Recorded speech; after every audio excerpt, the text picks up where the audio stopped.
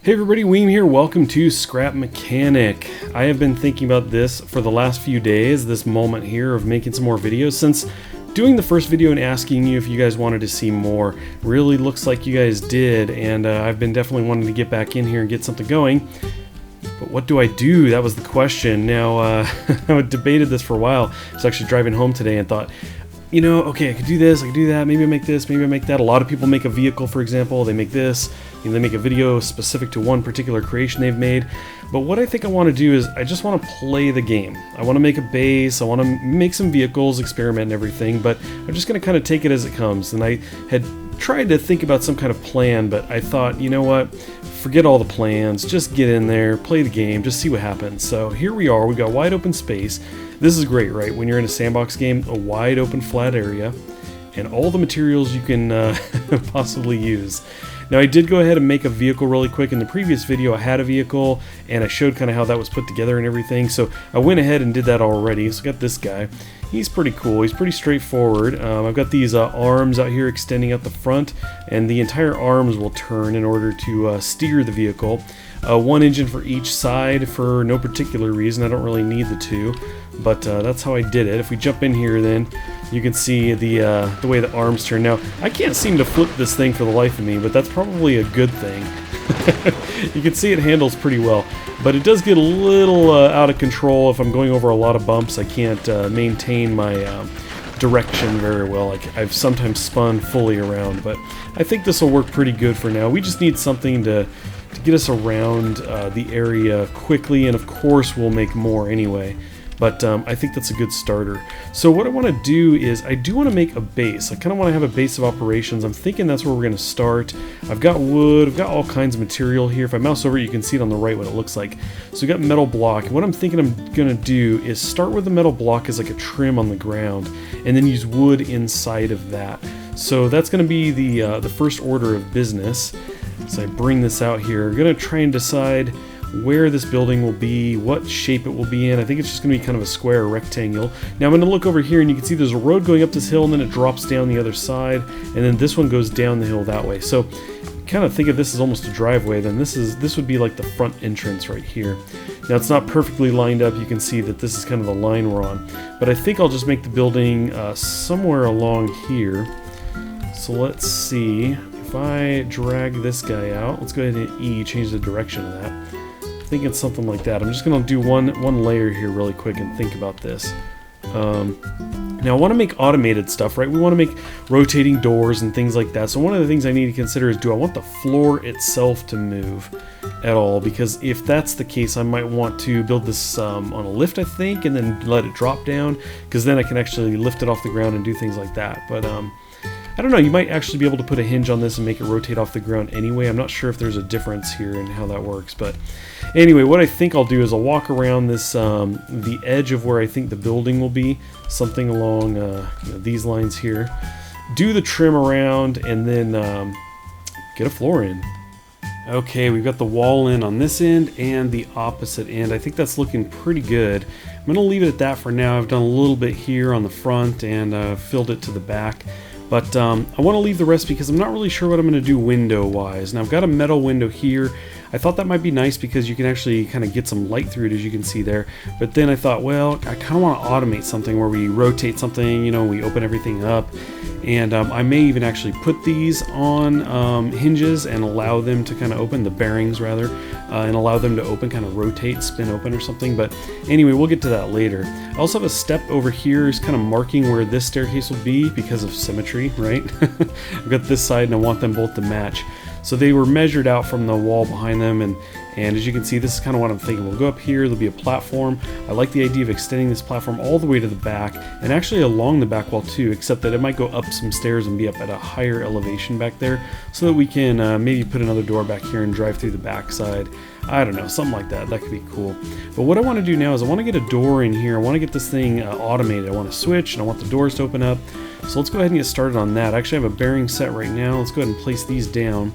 Now I measured this out, and it turns out that the doors were going to be of different lengths. One was going to be one block longer than the other, so I actually extended the building that way one. I tore the whole wall down, floor and everything.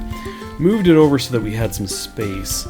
So let's do this. We've got the 2 bearings. We're going to drag this door out, and this is the midway point right there. So there you go. That's that door. We had the bearing. We put it on it. So this is all going to spin. And then we're going to kind of bring this up there so that from the outside, the trim of this door will be the black and yellow tape. Then I thought that inside of that, and we'll see what this looks like, we'll do metal. And then we'll do wood. Now I may do some kind of filler in there. There may be a hole in the middle, some kind of grate, something, I don't know. But anyway, that's kind of what we would be looking at for the door. Of course, a seam might be kind of nice, so that you could tell that there's kind of 2 there. Let's look at that. So it would be something like this. There you go. So that would be 1 door there. Let's go ahead and get this guy in. And I'm keeping my fingers crossed on this. I'm not entirely sure I know exactly how this is going to go. I'm just hoping that I get this right. But anyway, yeah, something along these lines here. I don't need to fill in the whole door, really. But I figure I've gone this far. We'll do at least these sides. Get the metal here, and the wood. Okay, there we go. So we've got the kind of the base of these doors here. They're on the hinges. We need a switch. Now, I was actually playing with switches earlier and realized that I couldn't, for example, make a post out here, put the switch here, and actually connect it to something because this structure is not connected to this structure. And won't let you do that. Basically, I put a controller here. Let's go ahead and try this really quick. And I want to be able to connect this to the controller. You can see everything's lit up. But as soon as I go to drag, I have nothing there. It's just gone. And as it turns out, like I said, you have to connect these blocks together. So let's go ahead and do that. We'll go ahead and take this out. That'll fall. Just spam right-click in here. Get rid of that. So we can do this from here. Actually, let's sink this into the ground a bit. Let's do this out a little bit wider as well. And I don't know the range on these things. So let's do that. Put the switch here. And hope that we are close enough. Okay. So there we go. We're connected to the controller, and the controller needs to be connected to the bearings. So there's that one. It's numbered it with the number 1. Let's drag this guy over here to 2. Okay. So far, so good. I think I've got this the way it's supposed to be. Now we just need to manage this guy. Now, let's take a look at this. Number 1, to open, I need the blue arrow to go. You can look at the colors, blue and pink. So blue to open on 1, pink on 2. Blue on 1, pink on 2. So we got the original state here. So blue on 1. So I want it to go 90 degrees in blue, and it's actually pink for the other one.